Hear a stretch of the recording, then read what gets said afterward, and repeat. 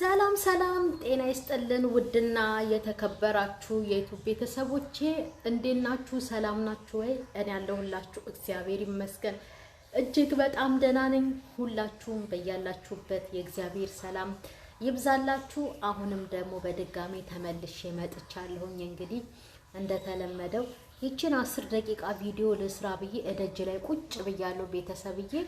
ምክንያቱም ትንሽ ሙቀት ነገር እያስቸገረ ነው። ብቻ ተመስገን ነውና ቤተሰብ ዛሬ እንግዲህ ያው ትንሱን አይተናታል፣ ትላንትና አይተናታል። ወንድሟ ያው እንግዲህ ካላዛር ጋር አይሆንም። ይሄ እንግዲህ ድራማ ነው እንጂ ትክክለኛ እየተቃወማት አይደለም። እቃወማታለሁ ቢልም ደግሞ አያምርበትም። የእውነት ለምን መሰላችሁ ማያምርበት? ቤተሰብዬ ምቀኝነት ነው የሚያስመስልበት። የምር ጌታን እውነቴን ነው። ለምን ብትሉ በፊት እንደዛ ለብቻዋ ሆና ያው ሁሉ ፈተና ስታሳልፍ ምናምን ነገር አጠገቧ ያልነበረ ሰው ማለት ነው። አሁን የሆነ ደህና ደረጃ ላይ ደርሳ አንድ ምዕራፍ ተራመደች ሲባል ቤተሰብዬ መጥቶ እንግዲህ ፊት ለፊት ላይ መጋረድ ማለት ይሄ ምቀኝነት ነው። ስለዚህ አሁን ይዘው የመጡት ድራማ ምናምን ነው። ያው እንግዲህ አላዛርም 100,000 ሊረግጣት ነው። ትንሱዬም እንደዛው 50,000 አልፋለች እንዴ። ለዛ ብለው ነው እንጂ እርግጠኛ ነኝ ወንድምየዋ ለምን ከአላዛር ጋራ ሆንሽ፣ ለምን ጓደኛው አደረግሽው ብሎ ተቃውሟት አይደለም የመጣውና ቤተሰብዬ ያው ትንሽ ግር እንዳይለን ነው። ለምን? ምክንያቱም አያምርበትም። አሁን እንደዚህ ተነስቶ እንደዚህ ደህና ደረጃ ላይ ስትደርስ ለምን ይሄንን አደረግሽ ብሎ መቃወም አይችልም። ይሄ በእውነቴን ነው አይችልም። ለራሱም ሼም ይይዘዋል። ግን ያው አሁን ለድራማው እንደገና ደግሞ እሱንም እንደዚህ አለማምዳ ትንስሻ አንበሳዋ አለማምዳ ዩቲዩብ ይከፈትለታል ማለት ነውና እኛም ደግሞ እናሳድገዋለን። ለዚህ ደግሞ ማን ብሎም ቤተሰብዬ ጌታን እውነቴን ነው። በመልካም ሲመጡ እኮ ሆ ብለን ነው የምንነሳው። ደግሞ በክፉ የሆነ ደግሞ የሆነች ጥንብርብር ያለ ነገር ይዘውብን ሲመጡ ደግሞ እንደዛ ሆ ብለን እንነሳለን። እና የትንስሻ ወንድም ያው አሁን ሪል ሆኖ እየተቃወማት ሳይሆን ካላዛር ጋር መሆኗን ድራማ እየሰሩ ነው። እና ዩቲዩብ ደግሞ ከሰሞኑ እርግጠኛ ነኝ ይከፈትለታል፣ እኛም እናሳድጋለን። ግን ሌላው ነገር ምርጥ ትምህርት ነው። አሁን ምርጥ ትምህርት ማርያምን። በፊትም ቢሆን ትንሱ ገና ካላዛር ጋር እንደጀመረች ማለት ነው እንደዚህ አዋራ ከምታስነሳ ከምታጨስና እኛም ብዙ ነገር ተናግረናታል። ያንን ሁሉ ነገር እንድንናገራት ከምታደርግ ያው መግደርደሯን በውስጥ አድርጋው ማነው አላዛርን ተቀብላ በመልካም ብትመጣ አሪፍ ነበረ። እና ግን አሁን ምን መሰላችሁ ይችን የተጠቀማቻትን ቃላት ያኔ አላዛርን አልፈልግም ከምትለው በቃ ይሄ ህይወቴ ነው ብላ መጀመሪያውኑ ገና ሲጀመር ይሄንን ነገር ማሰብ ነበረባት። አሁን በድራማው ላይ እንደዚህ አይነት ነገር ያው ለማስተማርም ነው፣ ጥሩ ነው። እንደገና ደግሞ ማለት ነው አሁን አይደለም አሁን ሳይሆን ማለት ነው በኋላ ሰው በትዳር ዓለም ውስጥ ሲገባ ነው ትልቅ ፈተና የሚገጥመው። አሁንማ ባለፈውም እንደተናገርኩት ቤተሰብዬ ሁለቱም ይገናኛሉ፣ ይገባበዛሉ፣ ሻይ ቡና ምናምን ነገር አለ እና ሁሉም ወደ የቤታቸው ናቸው። አብረው አልኖሩም። አብረው ገና ማደር መዋል ምናምን ነገር ቢውሉም ለሰዓታት ነው። ከዛም በኋላ ይበታተናሉ፣ ወደ የቤታቸው ይሄዳሉ።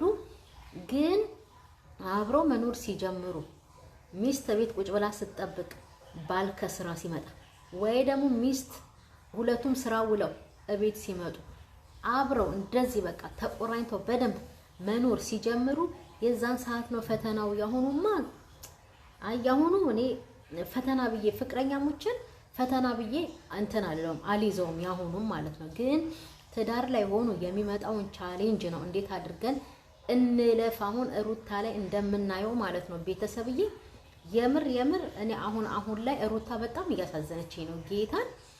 አንድ ስለሷ ሩታ እንደዚህ ናት የባለፈ ባክግራውንዷ እንደዚህ ነው ተብሎ አንድ ስለሷ እንኳን የሰማነው መጥፎ ነገር የለም። ይሄ ኮተቱን እየሰበሰበ ሲመጣ በትዕግስት በጥሩ አንደበት እየተናገረች እየመለሰች ጥፊም እያቀመሰች እየመለሰች እዚህ ደርሳለች። እና አሁን ነው የነሩታን ፈተና በደንብ የጀመረው ማለት ነው። ስለዚህ አሁን ላይ ነው ሁሉም ተቋቁሞ ፍቅረኛ የተባለ በጠቅላላ ወደ ትዳር ዓለም ሲገባ፣ ቤተሰብዬ ወደ ትዳር ዓለም ሲገባ በትዳሩ ላይ የሚመጣውን ፈተና ማንም እየለቃቀመ የድሮውን አሁን ልክ ሩታን እንደሚያደርጓት ማለት ነው። ትንሱም ያሁኑም ሳይሆን ማለት ነው የበኋላዋን በደንብ አድርጋ ማየት። አሁንማ አዲስ ፍቅር ነው። አዲስ ፍቅር ሲያመናቅር እኔ ያለሱ አልኖርም፣ እኔ ያለሱ እንደዚህ አላረግም፣ ያለሱ ከበላው አፈር ልብላ፣ ያለሱ ከጠጣው አፈር ልጠጣ ነው አሁን ላይ ማለት ነው። በኋላ ነው ዋናው ነገር ማለት ነው። በኋላ ላይ እጭ በላል በላ ምን አባቱ ይዛ ጥርቅም። ማንኛውም ሴት ብትሆን ማንኛውም ወንድ ቢሆን ማለት ነው ይቺ የተናገርናትን ቃል ያለሱ አልበላም ያለሱ አልጠጣም በኋላ ላይ አይደገምም። ምክንያቱም ብዙ ፈተና ይመጣል፣ ብዙ ትርምስ ይመጣል ትዳር ውስጥ ሲገባ ማለት ነው።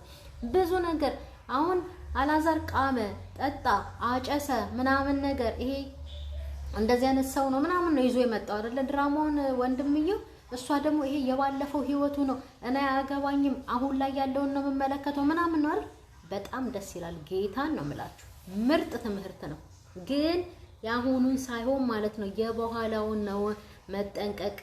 አሁን እኮ እሱ ልጁ ዝም ብሎ ነው አይደል የመጣው። ቤተሰብዬ አውቀዋለሁ እንደዚህ አይነት ሰው ነው ምናምን ነገር ብሎ በኋላ ደግሞ ማለት ነው ምናልባት ዝም ብሎ በጓደኝነት እንኳን እንደዚህ በሰፈር ልጅነት አብሯት የቆማትን ሴት ልጅ አብረው ፎቶ አንስተው ምናምን ነገር ካለ እሱን አምጥተው ያሳዩትና ይሄ እንደዚህ ነበረ የበፊት ጓደኛው የበፊት ፍቅረኛው ነበረች ይቺ ብለው ያሳዩ ጊዜ ነው። ልክ አሁን እንደ ሩታ ማለት ነው። ልክ ከ2 ዓመት በኋላ መታ እኔ እኮ በጣም ግራ ግብት ነው የሚለኝ ጌታን የአብርሃምን ማሳስበው ከ2 ዓመት በኋላ መታ አብርሃም ፍቅረኛዬ ነው ይሄን አሳልፈናል ብላ እርጉዝ ሴት ልክ እንደምትበጠብጠው ብዙ ምቀኞች እንደዚሁ የባለፈን ታሪክ እያያዙ እየመጡ የሰው ኑሮ ስለሚያሰነካክሉ ስለሚመሰቃቅሉ ማለት ነው። ቤተሰብዬ የምር እውነቴን ነው። አሁን ልክ ትንሱ እንዳለችው በፍቅረኛሞች ሰዓት ሆነው አይ ይሄ የባለፈው ባክግራውንዱ ነው እኔ ስለዛ አያገባኝም ካሁን በኋላ ያለው በእኔ ላይ የሚያደርገውን ነገር ግን እሱን አልደግፍም ልክ እንዳለችው ማለት ነው። በኋላ ትዳር ዓለም ውስጥ ማንም ሰው ሲገባ አሁን ያለው ከኔ ጋር ነው የሚኖረው፣ ከኔ ጋር ነው ህይወቱን የሚኖረው፣ ከኔ ጋር ነው። ይሄ የባለፈው ታሪኩ ነው አያገባኝም ብሎ ዝግትግት ማድረግ ነው እንጂ በሆነው ባልሆነው እነሱም አንዳንድ ምቀኞች አሉ። አሁን ልክ ሰው አንድ ምዕራፍ እንደዚህ ራመድ ሲል በቃ በለጠን፣ በቃ እንደዚህ ሆነ፣ በቃ እኛ ወደ ኋላ ቀረን እነሱ ወደፊት ሄዱ ብለው ብዙ ኮተት ይዘውባችሁ የሚመጡ ማለት ነው። እነሱን ደግሞ እናንተ ኑሯችሁን ለማስተካከል ከምትወዱት ሰው ጋር አብሮ ለመኖር አብሮ ትዳራችሁን ዘለቄታ እንዲኖረው እነሱ በተንኮል ሲመጡባችሁ እናንተ ትዳራችሁን ሰብስባችሁ በራችሁን ጥርቅምቅም አድርጋችሁ ቁጭ ነው እንጂ አከሊት ይሄንን አሳየችኝ አከሊት ይሄንን አሳየኝ ብላችሁ ከባላችሁ ጋር ከሚስቶቻችሁ ጋር የምትከራከሩ የምትነጋገሩ ከሆነ ትዳራችሁ ፈረሰ፣ የተወለዱት ልጆች ይበተናሉ። ስለዚህ ፍቅረኛሞች ሆናችሁ ሳይሆን አሁን ልክ ትዳር ላይ ተሆኖ ነው ፈተና የሚጀምረው። የሩታ ፈተና እኮ አሁን የጀመረው በጣም ገና እኮ ነው። የሩታ ፈተና በጣም ገና ነው። ጌታን በዚህ የሚያበቃም አይመስለኝም። እንደገና ሌላ 3ኛና 4ኛም ሳትመጣ አትቀርም በአብርሃም አካሄድ ማለት ነው። ጌታ እኔ ግርም ቢለኝ በየትኛው እድሜው ነው ይሄንን ሁሉ ዝባዝንኬ እንደዚህ ያመጣው ነው ብዬ ግርም የሚለኝ ማለት ነው። እና የትንሱ አሁን ያለችበት በጣም አሪፍ ነው። በፊትም ገና አላዛር ሲጠይቃት እኔ አልፈልግም ምናምን ነገር ብላ አክት ከምታሳይ ልክ አሁን እንደ ወንድሟን እንደተከራከረችው በቃ አላዛር በጣም ምርጥ ልጅ ነው ብላ የዛን ሰዓት አላዛርዬን ጉብ ብትልበት ማለት ነው ቤተሰብ እኛም አዋራና ጨስም አንሰድባትም ምን አንላትም ነበረ። ያለፈው አልፎ አሁን ምርጥ ታይም ላይ ነው ያሉት፣ በጣም ምርጥ ጊዜ ላይ ነው ያሉትና ይሄ ለሁላችንም ትምህርት ለሁላችሁም ትምህርት የሚሆን ነው። ትንሱና ወንድሟ ይዘው የመጡት በጣም እናመሰግናለን እንላለን ቤተሰብዬ። እኔንም አበረታቱኝ።